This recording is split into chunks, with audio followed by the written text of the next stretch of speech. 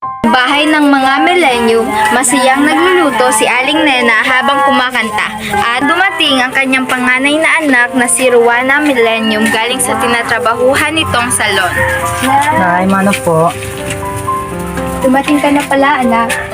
Opo, Nay. At nga pala, Nay, ilang beses ko na pong sasabihin sa inyo na hindi na po Pasko. Iba naman ang kantahin ninyo. At ilang beses ko na rin sasabihin sa iyo, anak, na araw-araw Pasko. Sa bagay po. Magpahinga ka na muna, anak, at nagluluto ako ng ating tanghalian. Maya-maya ay darating na rin ang iyong ama. Opo, Nay.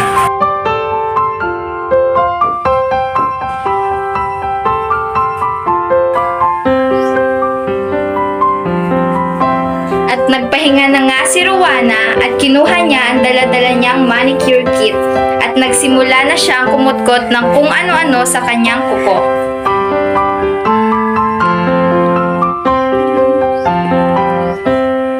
Ang ganda-ganda talaga ng kuko ko. Parang kuko ni Katrio nag-gray. Wow!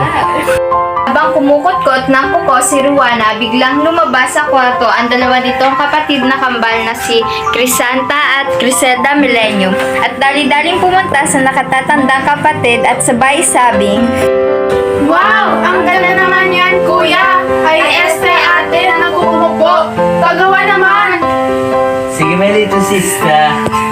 at nilalagyan na ni Rowena ng manicure ang kanyang dalawang nakabubunsong kapatid. At habang busy sa pagkutkot ng dumating si Marius, ang pangalawa nilang kapatid na lesbian, galing sa tambayan at dumiretso sa tatlo nilang kapatid, sabay sabing, Ano naman yung ginagawa nyo? Dinudumihan nyo lang naman yung mga kamay nyo. Tingnan mo! Ang haba na ng kuko nyo! Para na kayong mga aswang! Marius, sayaan mo na ang mga kapatid mo at masaya sila sa ginagawa nila. Opo, Nay! Halina kayo at maghahain na ako. Tulungan niyo na ako at maya-maya ay darating na rin ang iyong ama.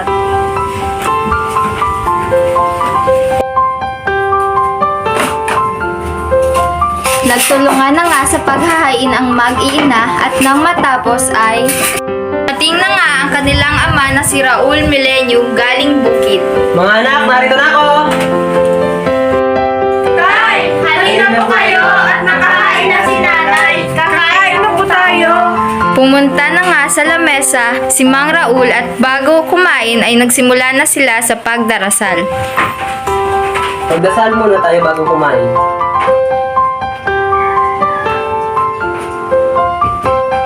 O aking ama, unang-una po sa lahat, nagpapasalamat po ako sa pagkain na ibinigay ninyo sa amin. At maraming salamat rin po dahil binigyan niyo po ako ng masaya at malulusog na anak. At salamat rin po dahil kahit anumang kasarian nila ay tanggap nila at tanggap namin mag-asawa. Maraming salamat po. Amen. Amen!